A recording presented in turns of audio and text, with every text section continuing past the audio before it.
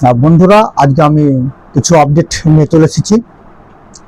আজকে আমি আলোচনা করব ৭১তম জাতীয় চলচ্চিত্র পুরস্কার, অর্থাৎ ৭১তম জাতীয় চলচ্চিত্র পুরস্কারে কারা কারা অর্থাৎ কাদের কাদের নাম ঘোষণা করা হয়েছে, অর্থাৎ কারা কারা পেলেন।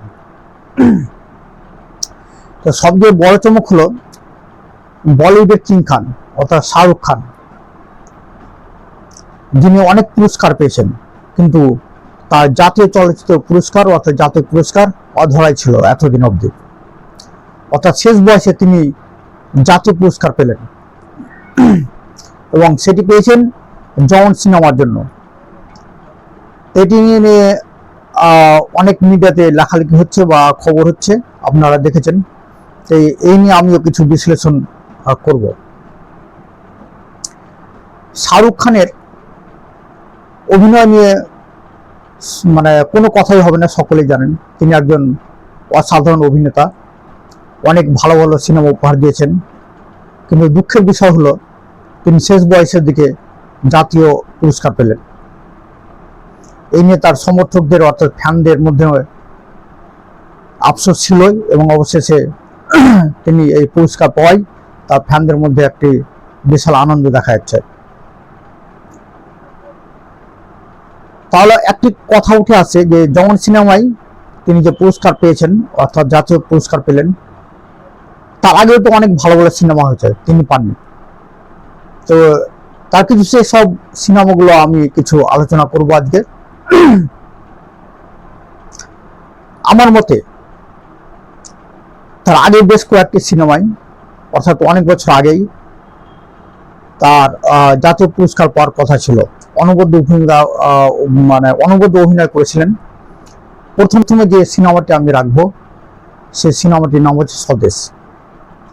আশুতোষ গোয়ারিকর পরিচালিত সিনেমাটি এবং এ.আর. রহমানের মিউজিক ছিল এই সিনেমাটিতে। একটা বাস্তব চিত্রের উপরে নির্মিত সিনেমা। ভারতের আমাদের দেশের চিত্র তুলে ধরা হয়েছিল গ্রামীণ, এবং সে সঙ্গে আমাদের দেশের যে উন্নতি কিভাবে করতে হবে সেই সব বিষয়গুলো তিনি তুলে ধরেছিলেন সে সিনেমায়। তিনি একজন নাসার বিজ্ঞানী ছিলেন। মোহন নামের একটি চরিত্রে তিনি অভিনয় করেছিলেন, অসাধারণ অভিনয় করেছিলেন। এবং সে সময় কয়েকটি গানও, ওই সিনেমার কয়েকটি গানও এ.আর. রহমানের মিউজিকে অসাধারণ, অর্থাৎ মানুষের মধ্যে বিশাল প্রভাব ফেলেছিল।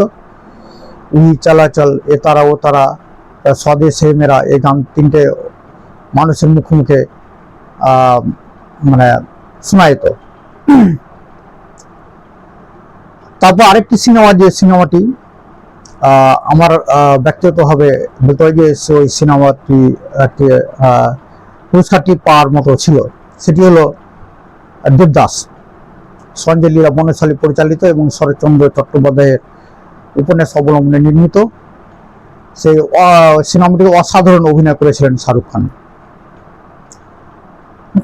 এবং ওই সিনেমাটিতে ঐশ্বর্য রায় ছিলেন। ঐশ্বর্য রায় পারদ চরিত্রে অভিনয় করেছিলেন, জ্যাকি শ্রফ ছিলেন। যাই হোক, আরেকটি সিনেমা যেটির নাম বীরজারা, অসাধারণ অভিনয় করেছিলেন শাহরুখ খান, যে যশ চোপড়া পরিচালিত সিনেমাটি এবং যশ রাজ ফিল্মসের প্রযোজনায় নির্মিত সিনেমাটি। ভারত পাকিস্তানের মিল দেখানো হয়েছিল এবং সেখানে শাহরুখ খান একজন সেনাবাহিনী অর্থাৎ বিমান বাহিনীর কর্মরত একজন কমান্ডারের অভিনয় করেছিলেন। এবং সেখানে আমরা দেখতে পাই যে সিনেমাটিতে যে তাকে জেল দেওয়া হয়েছিল, ফাঁসানো হয়েছিল, এবং উকিলের চরিত্রে অভিনয় করেন রানী মুখার্জি, অনুপম খের, এবং নায়িকার ভূমিকায় অভিনয় করেন প্রীতি জিন্টা। অসাধারণ সিনেমাটি ছিল এবং অনেক পুরস্কারও পেয়েছিল সিনেমাটি। দেবদাস অনেক পুরস্কার পেয়েছিল, কিন্তু জাতীয় পুরস্কার পায়নি।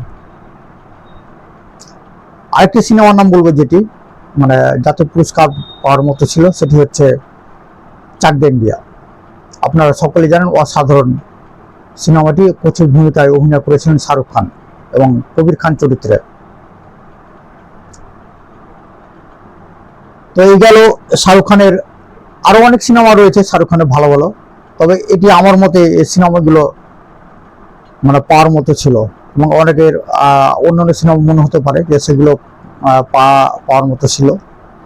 যাই হোক, এবারে আমি 71তম জাতীয় পুরস্কারের যেসব সিনেমাগুলি এবং যারা যেসব অভিনেতা অভিনেত্রী পুরস্কার পেয়েছেন তাদের নাম আমি একটু আলোকপাত করছি।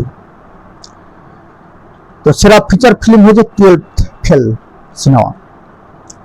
সেরা অভিনেত্রী হয়েছেন Rani Mukhopadhyay Mrs Chatterjee versus Norway সিনেমার জন্য। আর সেরা অভিনেতার পুরস্কার পেয়েছেন শাহরুখ খান জন সিনেমার জন্য। আর বিক্রান্ত মাসে 12th ফেল সিনেমার জন্য সেরা অভিনেতা হয়েছেন, অর্থাৎ শাহরুখ খান এবং বিক্রান্ত মাসে দুজনেই সেরা অভিনেতা হিসেবে জাতীয় পুরস্কার পেয়েছেন। শাহরুখ খান পেয়েছেন জন সিনেমার জন্য এবং বিক্রান্ত মাসের 12th ফেল সিনেমার জন্য পেয়েছেন। সেরা পরিচালক হয়েছেন সুদীপ্ত সেন দ্য কেরালা স্টোরি সিনেমার জন্য। যদিও এই পুরস্কার পাওয়ার জন্য অনেকের মধ্যে সমালোচনা হচ্ছে যে এই সিনেমাটির জন্য তাকে পুরস্কার দেওয়ায়, অনেকে সমালোচনা করছেন, বিভিন্ন পত্র পত্রিকায় দেখতে পাচ্ছি আমরা। সেরা গায়িকা হচ্ছেন শিল্পা রাও, ছলেরা গানটিতে জন সিনেমার গান ওটি সেটির জন্য পেয়েছেন। সেরা গায়ক হচ্ছেন পিভিএন এস রোহিত পরমিস্থুন্না বেবি সিনেমার জন্য। সেরা পপুলার ফিল্ম রকি ও রানী কি প্রেম কাহিনী সিনেমাটি হয়েছে। সেরা সমাজ সচেতনতামূলক সিনেমায় হিসাবে পেয়েছেন শ্যাম বাহাদুর।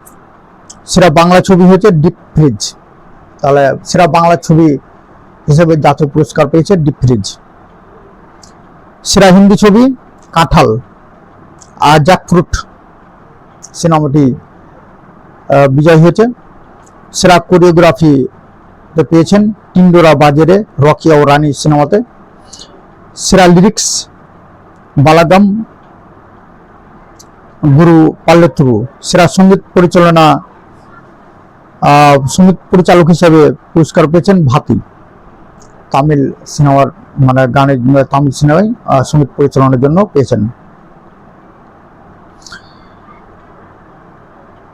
সেরা অ্যাকশন পরিচালক হিসাবে পুরস্কার পেয়েছেন হনুমান তেলুগু স্ট্যান্ড কোরিওগ্রাফি হিসাবে। আর সেরা সিনেমাটোগ্রাফি দ্য কেরালা স্টোরি বিজয় হয়েছে। আর সেরা চিত্রনাট্য হিসাবে বেবি তেলুগু সিনেমা পুরস্কার জিতেছে। আর সেরা সম্পাদনায় পেয়েছে পোক্কালাম।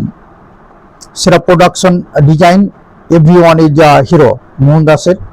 আর সেরা পোশাক শিল্পী সচিন লোহালিকর। সেরা মেকআপ শ্রীকান্ত দেশাই শ্যাম বাহাদুর সিনেমায়। সেরা আবহ সঙ্গীত অ্যানিম্যাল। তাহলে গেল 71তম জাতীয় পুরস্কারের বিজয়ীদের নাম।